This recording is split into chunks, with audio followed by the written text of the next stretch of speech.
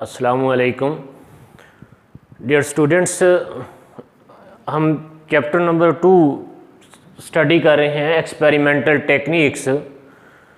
इस चैप्टर में हम इन एक्सपेरिमेंटल टेक्निक्स के थ्योरेटिकल एस्पेक्ट्स स्टडी करेंगे। इनकी प्रैक्टिकल वर्क, इनका प्रैक्टिस आप लेबॉर्ट्री में जाके कर सकते हैं। तो आज हम क्रिस्टलाइजेशन के थ्योरेटिकल एस्पेक्ट्स डिटेल में डिस्कस करेंगे। Crystallization is also technique of purification. It is also technique of separation. Crystallization simply आप define कर सकते हैं, it is the process of formation of crystals is called crystallization. ये ऐसा process जिसमें किसी कंपाउंड्स के क्रिस्टल तैयार किए जाएं क्रिस्टलाइजेशन कहलाता है। या इस तरह डिफाइन कर सकते हैं, it is the process in which solid is separated from solution by increasing its concentration above saturation point in such a manner so that excess amount of solute separate out as crystal. Filtration technique के बारे में पढ़ा था, that is used to separate insoluble solid particles from solution, और crystallization is used to separate the solid from solution, soluble solid particles from solution. कैसे अलग करना है? By increasing its concentration above saturation point.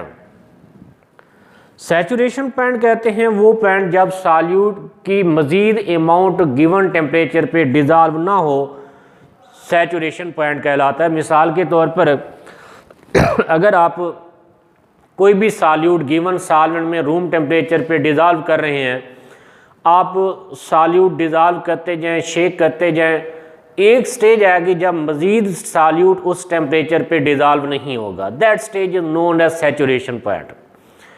तो यहाँ crystallisation के लिए हम सॉलिड की क्रिस्टल बनाने के लिए उसकी कंसंट्रेशन सैचुरेशन पॉइंट से इंक्रीज़ करते हैं। तो उस सैचुरेशन पॉइंट से ज़्यादा जितनी कंसंट्रेशन हल हो चुकी होती है सॉलिड की, वो सेपरेट होगी इन the form of crystal when solution is cold. अब नेक्स्ट क्वेश्चन ये है कि हमें क्रिस्टलाइजेशन की ज़रूरत क्यों होती है, हम क्यों क्रिस्टलाइजेशन करते हैं। आमतौर पे जब कोई भी कंपाउंड लेबॉर्ट्री में तैयार करते हैं, दैट अफोर्ड सम इम्प्योरिटीज़, उसमें कुछ इम्प्योरिटीज़ पाई जाती हैं, और ऐसा सब्सटेंस, ऐसा प्रोडक्ट जिसमें इम्प्योरिटी पाई जाए क्रूड प्रोडक्ट कहलाता है। तो लेबॉर्ट्री में जो हम कंपाउंड मोस्टली तैयार करते हैं, they are crude product. Crude product ऐसा प्रोडक्ट विच कंटेन इम्प्योरिटीज़, जिसमें इम्प्योरिटीज़ पाई जाए। तो इन इम्प्योरिटीज़ को अलहदा करने के लिए क्रिस्टलाइजेशन करते हैं। उस प्योर प्रोडक्ट में से इम्प्योरिटीज रिमूव करने के लिए we have to crystallize the product. तो क्रिस्टलाइजेशन की नीड यही है कि अ कंपाउंड या crude product is crystallized to remove the impurities, to purify the product को प्योरीफाई करने के लिए क्रिस्टलाइजेशन करते हैं। क्रिस्टलाइजेशन का प्रिंसिपल क्या है, कैसे क्रिस्टलाइजेशन होगी? प्रिंसिपल ऑफ क्रिस्टलाइजेशन, किसी भी कंपाउंड्स की क्रिस्टलाइजेशन करने के लिए, प्योरिफिकेशन करने के लिए, उस कंपाउंड को, उस सॉल्यूट को सूटेबल सॉल्वेंट में डिज़ॉल्व करते हैं एट हाई टेम्परेचर या एट बॉइलिंग पॉइंट। इसमें the solute whose purification is required is dissolved in suitable solvent at high temperature या at boiling point, and excess amount of solute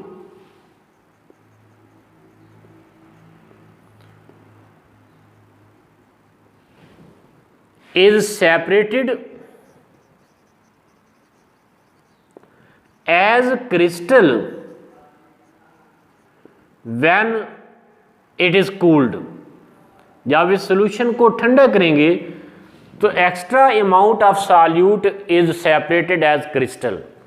impurities will remain in solvent, will remain soluble in solvent, pure substance is crystallized in the form of crystals. तो this is the basic principle, यानी basic principle ये है कि जिस compounds की purification करनी है उस कंपाउंड में सॉल्यूट, उस सॉल्वेंट में सॉल्यूट या कंपाउंड डिजॉल्व होना चाहिए, इम्प्योरिटीज हल नहीं होनी चाहिए। यानी ये crystallization is based on the difference in solubility of impurities and pure compound, pure solute.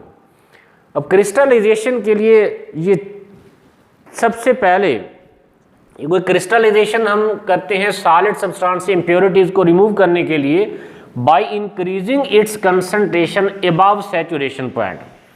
तो सबसे पहले हमें सॉल्वेंट चूज करना है जिसमें सॉल्यूशन तैयार किया जाए। तो सबसे पहला step in crystallization is choice of solvent. Solvent is selected on hit and trial basis. अब कैसा सॉल्वेंट सेलेक्ट करना है? Solvent must have following properties. ऐसा सॉल्वेंट यूज करना है कि solvent should dissolve maximum amount of solute at its boiling point and minimum amount at room temperature।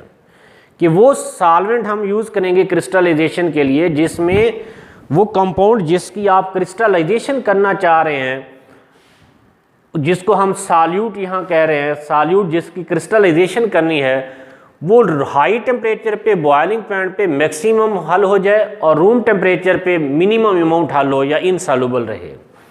और ऐसा सॉल्वेंट सेलेक्ट करना है जो इम्प्योरिटी को डिजॉल्व ना करे और ऐसा सॉल्वेंट जो सॉल्यूट के साथ केमिकली रिएक्ट ना करे।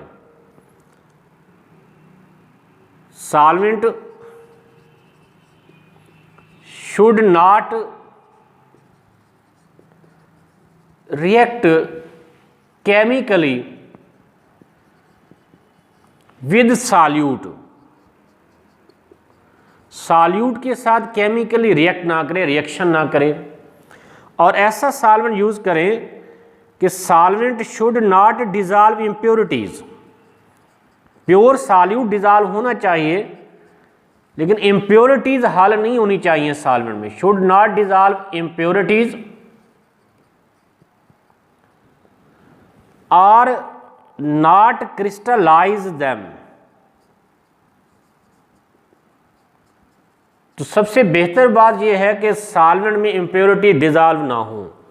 हाँ, अगर सॉल्वेंट में इम्प्योरिटीज हल हो जाती हैं तो उनके दोबारा ठंडा करने पर क्रिस्टल्स ना बने। और ऐसा सॉल्वेंट यूज करें कि solvent give crystals of pure solute on cooling। ठंडा करने पर सिर्फ प्योर सॉल्यूट के क्रिस्टल बने, इम्प्योरिटीज के क्रिस्टल नहीं बनने चाहिए। और पांचवी प्रॉपर्टी, ऐसा सॉल्वेंट सेलेक्ट करें जो इनएक्सपेंसिव हो। ठीक है, solvent should be inexpensive। Inexpensive होना चाहिए। और सॉल्वेंट शुड बी सेफ यानी easy to use and easily removable.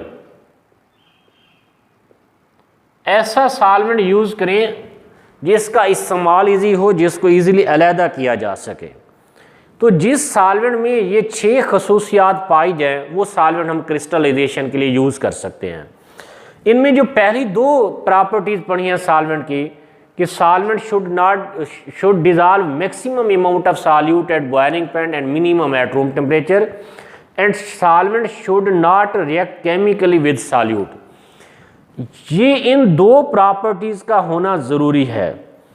इसी तरह solvent should not dissolve impurities, not crystallize them, solvent should give crystals of pure substance on cooling. ये चार compulsory conditions हैं solvent के लिए। अगर इन चार में से कोई प्रॉपर्टी सॉल्वेंट नहीं रखता तो वो सॉल्वेंट हम क्रिस्टलाइजेशन के लिए इस्तेमाल नहीं करेंगे। ये जो दो प्रॉपर्टीज पड़ी हैं, solvent should be inexpensive and easy to use, ये प्रॉपर्टीज होनी चाहिए तो अच्छी बात है। अगर ये प्रॉपर्टी सॉल्वेंट में नहीं है तो हम क्रिस्टलाइजेशन के लिए यूज़ कर सकते हैं। यानी अगर कोई इनएक्सपेंसिव सॉल्वेंट अवेलेबल नहीं है, सूटेबल नहीं है, तो हम एक्सपेंसिव सॉल्वेंट से क्रिस्टलाइजेशन कर सकते हैं।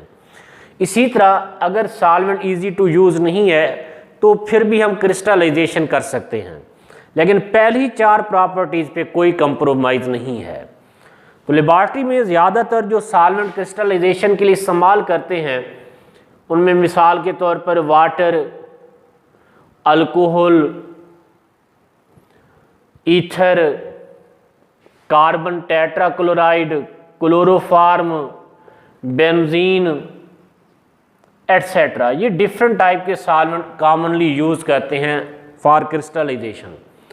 अच्छा, बाज़ का ऐसा भी हो सकता है कि लेबॉर्ट्री में जितने सॉल्वेंट अवेलेबल हैं आप उन सब सॉल्वेंट को ट्राई कर चुके हैं, किसी सॉल्वेंट में भी उस गिवन सॉल्यूट के लिए ये खसूसियात नहीं हैं, तो ऐसे केसेस में दो या दो से ज़्यादा सॉल्वेंट का मिक्सचर भी इस्तेमाल कर सकते हैं कि if none of solvent is suitable, अगर कोई एक सॉल्वेंट सूटेबल ना हो तो फिर mixture of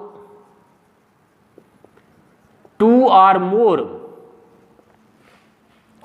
miscible solvent is used। फिर आप मिक्सचर भी इस्तेमाल कर सकते हैं मिसिबल सॉल्वेंट का, यानी ऐसे सॉल्वेंट का मिक्सचर जो एक दूसरे में सॉल्युबल हो, डिज़ोल्व हो जाए, मिक्स हो जाए। इमिसिबल सॉल्वेंट का मिक्सचर यूज़ नहीं करते। अच्छा, हमने पहली प्रॉपर्टी पढ़ी है सॉल्वेंट की कि solvent should dissolve solute at high temperature या बॉइलिंग पॉइंट, और बॉइलिंग पॉइंट पे सॉल्यूट को डिज़ोल्व करने के लिए हमें सॉल्यूशन को हीट करना होगा। कुछ सॉल्वेंट इनफ्लेमेबल होते हैं जिन्हें आग लग जाती है, तो ऐसे सॉल्वेंट को डायरेक्ट फ्लेम पे हीट नहीं करेंगे। अगर आप इनफ्लेमेबल सॉल्वेंट यूज़ कर रहे हैं, जैसे बेंजीन अगर यूज़ कर रहे हैं, बेंजीन इज़ इनफ्लेमेबल, तो ऐसे सॉल्वेंट को डायरेक्ट फ्लेम पे हीट करने की बजाय वाटर बाथ पे हीट करेंगे कि इफ़ सॉल्वेंट इज़ इनफ्लेमेबल, अगर जो सॉल्वेंट आप क्रिस्टलाइजेशन के लिए यूज़ कर रहे हैं वो इनफ्लेमेबल है तो इट शुड बी हीटेड, तो ऐसे सॉल्वेंट को हीट करेंगे ऑन वाटर बाथ, पानी में रख के गर्म करेंगे, डायरेक्ट फ्लेम पे गर्म नहीं करेंगे ऐसे सॉल्वेंट को। अब पहला स्टेप कंप्लीट हो गया, हमने सॉल्वेंट सेलेक्ट कर लिया जिस सॉल्वेंट में हमने क्रिस्टलाइजेशन करनी है, प्योरिफिकेशन ऑफ सॉल्यूट करना है। अब next step is preparation of saturated solution. अब अगले स्टेप में उस सॉल्यूट का सैचुरेटेड सॉल्यूशन तैयार करना है उस सॉल्वेंट में जो सॉल्वेंट आप सेलेक्ट कर चुके हैं। अब कैसे सॉल्यूशन कैसे तैयार करेंगे? जो भी गिवन अमाउंट आपको सॉल्यूट की दी गई है, उस solute given amount of solute is dissolve in minimum amount of solvent, solvent की मिनिमम अमाउंट में डिजॉल्व करना है। The given solute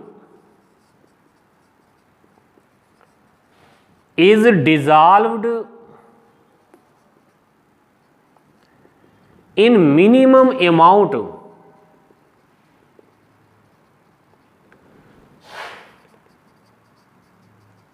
of solvent on heating directly on flame या on water bath। अगर सॉल्वेंट इनफ्लेमेबल है तो water bath पे गर्म करके सॉल्यूशन बनाएंगे, अगर इनफ्लेमेबल नहीं है तो डायरेक्ट फ्लेम पे गर्म करके सॉल्यूशन तैयार करेंगे। लेकिन यहाँ जो इम्पॉर्टेंट चीज़ है कि solute should be dissolve in minimum amount of solvent, solvent की कम से कम मिकदार में डिज़ॉल्व करना है, सॉल्वेंट की ज़्यादा अमाउंट यूज़ नहीं करनी, solvent should be used in minimum amount. कि आप फॉर एग्जांपल किसी बेकर में अगर आप सॉल्यूशन तैयार कर रहे हैं तो इसमें मिनिमम अमाउंट ऑफ सॉल्वेंट लें, इसमें सॉल्यूट डिज़ॉल्व करेंगे with constant stirring on heating, इसे गैस बर्नर पे हीट करें, बॉयल करें और solute is dissolve with constant stirring. ये गैस बर्नर, ये सॉल्यूशन विद कांस्टेंट स्टिरिंग। हाँ, इफ नेसेसरी, यहाँ आपने मिनिमम अमाउंट सॉल्वेंट यूज़ करना है। If necessary more amount of solvent is added to dissolve completely to dissolve the amount of solute completely. अगर ज़रूरत पड़े तो आप मज़ीद सॉल्वेंट ऐड कर सकते हैं। अगर आप सॉल्वेंट ज़्यादा यूज़ कर लेंगे तो फिर हम सॉल्यूट की कंसंट्रेशन सैचुरेशन पॉइंट से इंक्रीज़ नहीं कर पाएंगे, क्रिस्टलाइजेशन नहीं होगी। इसलिए solvent should be used in minimum amount. अब हमने सॉल्वेंट वो सिलेक्ट किया था जिसमें प्योर सॉल्यूट डिज़ॉल्व हो जाए हाई टेम्परेचर पे, इम्प्योरिटीज़ आर नॉट डिज़ॉल्व। अब इसमें इनसॉल्युबल इम्प्योरिटीज़ बाकी रह जाएंगी। अब अगले स्टेप में हमने इन इनसॉल्युबल इम्प्योरिटीज़ को अलहदा करना है और insoluble solid particles, insoluble impurities को रिमूव करने के लिए फिल्ट्रेशन का इस्तेमाल करते हैं, जो कल हम डिटेल में पढ़ चुके हैं। तो नेक्स्ट स्टेप में फिल्ट्रेशन करेंगे to remove insoluble impurities from solution.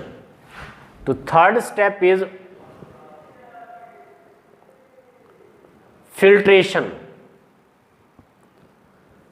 लेकिन सॉल्वेंट की प्रॉपर्टीज में पढ़ा था कि solvent dissolve maximum amount of solute at high temperature. Room temperature पे सॉल्यूट इज इनसॉल्युबल। तो इनसॉल्युबल इम्प्योरिटीज़ को रिमूव करने के लिए इस हॉट सॉल्यूशन को फिल्टर करना होगा। इसको ठंडा होने से पहले फिल्टर करना होगा। अगर ये यहाँ कूल हो गया तो सॉल्यूट इनसॉल्युबल हो जाएगा, उसके क्रिस्टल्स यहीं बन जाएंगे, कंटेमिनेशन हो जाएगी। इसलिए hot saturated solution is filtered. Saturated solution is filtered by using glass funnel and filter paper, cone shape filter paper या fluted filter paper। क्या आप cone shape filter paper या fluted filter paper की मदद से ये फिल्ट्रेशन कर सकते हैं।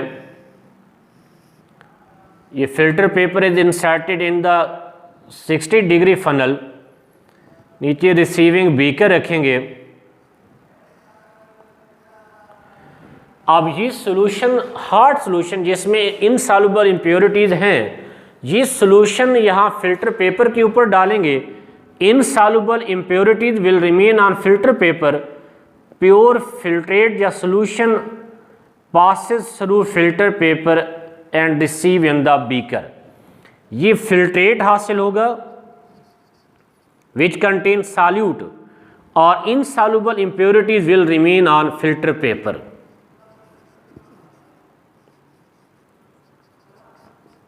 Insoluble impurities are also known as residue. अब यहाँ चूंकि हमने सॉल्वेंट ऐसा सेलेक्ट किया हुआ है जो सॉल्यूट को हाई टेम्परेचर पे डिज़ॉल्व करता है, रूम टेम्परेचर पे डिज़ॉल्व नहीं करता। तो बाज़ का ऐसा होता है कि जब आप फिल्ट्रेशन कर रहे हैं, ग्लास फनल ठंडी है, तो जो ही आप फिल्ट्रेशन करेंगे सॉल्वेंट या सॉल्यूशन यहाँ ठंडा होगा तो यहीं फिल्टर पेपर के ऊपर या फनल की स्टेम में क्रिस्टल्स बन जाते हैं, which is called premature crystallization. तो प्री मैच्योर क्रिस्टलाइजेशन से बचने के लिए या तो हम पहले फनल को, ग्लास फनल को ओवन में गर्म कर लें, फिर फिल्ट्रेशन करें, इसमें भी बाज़ का प्री मैच्योर क्रिस्टलाइजेशन हो जाती है। तो इस प्री मैच्योर क्रिस्टलाइजेशन से बचने के लिए we have to use hot water funnel. Hot water funnel is made up of metal in which hot water circulates, जिसमें hot water circulate करता है। ये hot water यहाँ से इन होगा, ये सर्कुलेट करता हुआ यहाँ से आउट होगा। It is called hot water funnel. तो ये hot water funnel is kept hot by hot water। जो hot water इसमें सर्कुलेट करता है तो hot water की सर्कुलेशन से funnel remain warm, तो इसमें प्री मैच्योर क्रिस्टल नहीं बनेंगे। तो इस प्री मैच्योर क्रिस्टलाइजेशन से बचने के लिए we have to use hot water funnel. You need to avoid premature crystallization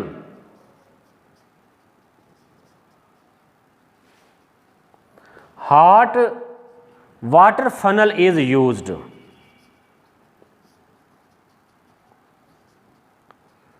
तो आम ग्लास फनल की बजाय हॉट वाटर फनल यूज़ करेंगे तो इससे प्री मैच्योर क्रिस्टल नहीं बनेंगे, फनल की स्टेम में क्रिस्टल नहीं बनेंगे, फिल्टर पेपर के ऊपर क्रिस्टल्स नहीं बनेंगे।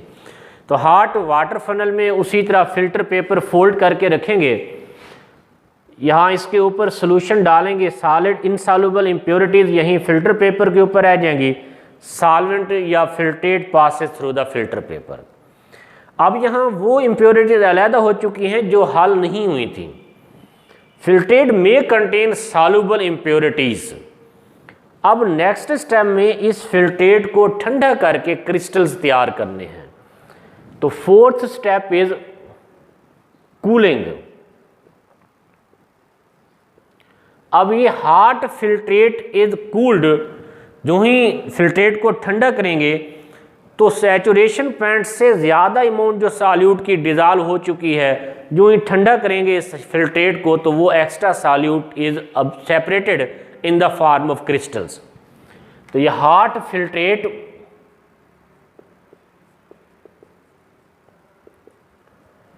Is cooled at moderate rate to get medium sized crystal. Medium sized crystals हासिल होंगे अगर आप मॉडरेट रेट पे ठंडा करेंगे। स्लो कूलिंग नहीं करनी, वेरी रैपिड कूलिंग भी नहीं करनी। अब इस हॉट फिल्ट्रेट को, जिसमें से इनसॉल्युबल इम्प्योरिटीज अलग हो चुकी हैं, इसको ठंडा करेंगे तो इसके अंदर क्रिस्टल्स बन जाएंगे। ये crystals of pure substance are formed. तो ये crystals of pure substance medium size के बनेंगे by cooling at moderate rate. अगर स्लो कूलिंग करेंगे तो लार्ज साइज के क्रिस्टल बनेंगे और उन लार्ज साइज क्रिस्टल में इम्प्योरिटीज़ और सॉल्वेंट इंट्रैप हो जाएगा, तो फिर ड्राइंग प्रॉब्लम करेगा, कंटेमिनेशन हो जाएगी। इससे मीडियम साइज क्रिस्टल हासिल करने के लिए मॉडरेट रेट पे ठंडा करेंगे। तो अब नेक्स्ट स्टेप में इन क्रिस्टल्स को जो सॉलिड फॉर्म में है, इनसॉल्युबल फॉर्म में है, फिल्ट्रेट या सॉल्यूशन सॉल्युबल लिक्विड फॉर्म में है, तो इन सॉलिड को लिक्विड से अलग करने के लिए फिल्ट्रेशन करनी है अगेन। तो next step is collecting the crystal, separation of crystal from mother liquid.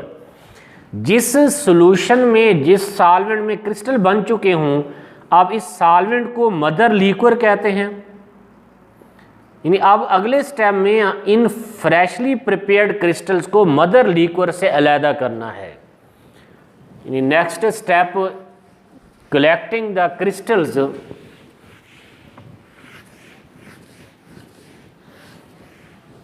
fifth step is collecting the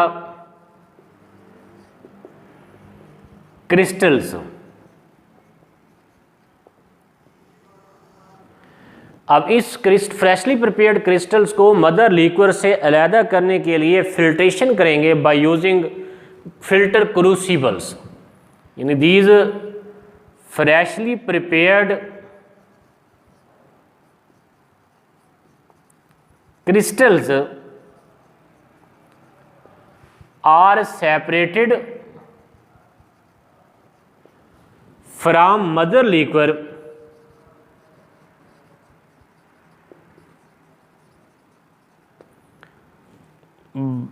by using gauge crucible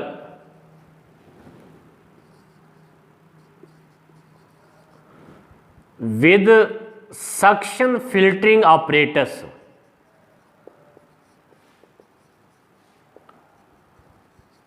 suction filtering apparatus इस्तेमाल करते हुए ताकि सॉल्वेंट मुकम्मल तौर पे क्रिस्टल से अलहदा हो जाए। ये suction filtering apparatus consist of a conical flask which is fitted with vacuum pump. Vacuum pump is used to remove air from the flask। तो gauge crucible is placed at suction filtering apparatus whose bottom perforated bottom is covered by filter paper। तो यहाँ ये mother liquid जिसमें crystal बन चुके हैं ये गूज crucible में डालेंगे तो crystals will remain on the filter paper. Mother liquid passes through filter paper. ये वैक्यूम पंप की मदद से वैक्यूम क्रिएट करेंगे तो rate of filtration is increased. Then wash these crystals. जब ये सारा सॉल्वेंट ड्रेन आउट हो जाए फिर इन क्रिस्टल्स को कूल्ड सॉल्वेंट से वॉश करते हैं। वॉश करने के बाद अब इस मदर लिक्विड को, इस सॉल्वेंट को जो मदर लिक्विड हासिल हुआ सोल्यूशन है, इसको डिस्कार्ड नहीं करना क्योंकि वॉशिंग के दौरान हो सकता है कुछ सॉल्यूट इसमें हल हो चुका हो। अब इससे दोबारा क्रिस्टल रीजनरेट करने के लिए इस मदर लिक्विड को दोबारा इवेपोरेट करेंगे ताकि सॉल्यूट की कंसंट्रेशन सैचुरेशन पॉइंट से इंक्रीज़ हो जाए। फिर दोबारा ठंडा करेंगे, क्रिस्टल ग्रो करेंगे, फिल्टर कर लेंगे। फिर ये प्रोसेस बार बार रिपीट करना है उस वक्त तक जब तक इस मदर लिक्विड में क्रिस्टल्स ग्रो करते रहें। तो इस तरह ये प्रोसेस बार बार रिपीट करने से you can get the maximum yield of crystals. अब क्रिस्टल अलहदा होने के बाद, अलहदा जब हो जाएं, अभी क्रिस्टल्स ड्राई नहीं हैं, वेट हैं, इन वेट क्रिस्टल्स को नेक्स्ट स्टेप में ड्राई करना है। तो next step is drying of crystals. Sixth step is drying of crystals. Drying different तरह से कर सकते हैं। Drying of crystal can be done in 3 ways. उसका एक तरीका है by pressing the crystals in folds of filter paper. Filter paper के पोर्स में, फोल्ड में, तहों में क्रिस्टल्स को प्रेस करेंगे, क्रिस्टल खुश्क हो जाएंगे। यानी एक फिल्टर पेपर लेकर उसके ऊपर क्रिस्टल रखें, फ्रेशली प्रिपेयर्ड क्रिस्टल्स, ऊपर और फिल्टर पेपर आके थोड़ा सा प्रेस करेंगे, फिल्टर पेपर के पोर्स सॉल्वेंट को सक कर लेंगे, क्रिस्टल ड्राई हो जाएंगे। लेकिन इसका डिसएडवांटेज ये है कि जब आप फिल्टर पेपर के फोल्ड में क्रिस्टल्स को प्रेस करेंगे तो एक डिसएडवांटेज ये है कि क्रिस्टल्स क्रश हो जाएंगे, टूट जाएंगे। और दूसरा, fibres of filter paper will contaminate the crystals, crystals को कंटेमिनेट कर देंगे। इससे ये ज़्यादा बेहतर वे नहीं है। दूसरा तरीका है क्रिस्टल्स को ड्राई करने का by heating in oven at 100 degree centigrade. Crystals को ओवन में रख के हीट करें तो सॉल्वेंट इवेपोरेट हो जाएगा, क्रिस्टल ड्राई हो जाएंगे। लेकिन इसका भी एक डिसएडवांटेज है कि अगर क्रिस्टल्स का मेल्टिंग पॉइंट 100 से बिलो है तो क्रिस्टल मेल्ट हो जाएंगे। तब ओवन में क्रिस्टल को ड्राई कर सकते हैं अगर क्रिस्टल्स का मेल्टिंग पॉइंट 100 से ज़्यादा हो। सबसे ज़्यादा सेफ मेथड है क्रिस्टल्स को ड्राई करने का by using vacuum desiccator. Vacuum desiccator is safe and reliable method for drying the crystals. Crystals are put on watch glass and then placed in the vacuum desiccator for several hours. Vacuum desiccator में drying agents are used. These drying agents absorb the solvent. For example, calcium chloride, silica gel, phosphorus pentoxide are used as a drying agent. तो इससे ना तो crystal crush होंगे ना melt होंगे। इस method से इजीली सॉल्वेंट एब्जॉर्ब हो जाएगा, by drying agent crystal dry हो जाएंगे। अब जब क्रिस्टल ड्राई हो जाए तो crystallization process is complete. Crystal बन चुके हैं, इम्प्योरिटीज अलहदा हो चुकी हैं। लेकिन बाज़ को ऐसा होता है कि कोई इम्प्योरिटी बाकी रह जाने की वजह से क्रिस्टल्स में अनडिज़ायर्ड कलर आ जाता है। अनडिज़ायर्ड कलर को रिमूव करने के लिए फिर हमें एक और स्टेप करना पड़ेगा, डीकलराइजेशन। कि अगर क्रिस्टल्स में कोई अनडिज़ायर्ड कलर है तो फिर डीकलराइजेशन करेंगे। डीकलराइजेशन के लिए यही फ्रेशली प्रिपेयर्ड क्रिस्टल जिनको आपने ड्राई किया है, इनको दोबारा उसी सॉल्वेंट में डिज़ोल्व करेंगे जिस सॉल्वेंट में शुरू में सॉल्यूशन तैयार किया था।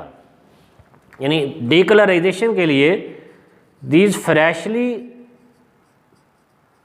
Prepared crystals are dissolved in solvent and boiled with animal charcoal. Animal charcoal के साथ बॉयल करना है फॉर 15 to 30 मिनट्स। 15 से 30 मिनट तक सॉल्यूशन को बॉयल करेंगे। This animal charcoal absorb the coloured impurities. ये कलर्ड इम्प्योरिटीज़ को जब्त कर लेगा। फिर आप इस एनिमल चारकोल को जिसने इम्प्योरिटीज़ जब्त कर ली हैं इसको फ़िल्टर कर लेंगे, फिल्ट्रेट को ठंडा करेंगे तो दोबारा प्योर क्रिस्टल्स हासिल होंगे। यानी डीकलराइजेशन के लिए फिर वही प्रोसेस रिपीट करना है। सॉल्यूशन बनाएंगे, एनिमल चारकोल्स के साथ बॉयल करेंगे, एनिमल चारकोल को अलहदा करने के लिए फिल्ट्रेशन करेंगे, फिर फिल्ट्रेट को ठंडा करेंगे, क्रिस्टल्स बनेंगे। क्रिस्टल्स को मदर लिक्विड से अलहदा करके फिर ड्राई करेंगे। तो these are the main steps which are involve in crystallization. कि सबसे पहले स्टेप में सॉल्वेंट सेलेक्ट करना है जिसमें रिक्वायर्ड प्रॉपर्टीज़ पाई जाएं। फिर सॉल्वेंट सेलेक्ट करने के बाद उसकी मिनिमम अमाउंट में गिवन अमाउंट ऑफ सॉल्यूट को डिज़ोल्व करना है at boiling point to make the saturated solution. फिर उसमें इनसॉल्युबल इम्प्योरिटीज़ को रिमूव करने के लिए फिल्ट्रेशन करनी है। फिर फिल्ट्रेट को कूल करना है टू गेट द क्रिस्टल्स। फिर क्रिस्टल्स को कलेक्ट करना है बाय फिल्ट्रेशन थ्रू गूच क्रूसिबल। फिर क्रिस्टल्स को ड्राई करना है और ड्राई करने के बाद अगर क्रिस्टल में कोई अनडिज़ायर्ड कलर आ जाता है तो उनको रिमूव करने के लिए दोबारा डीकलराइजेशन करना होगी।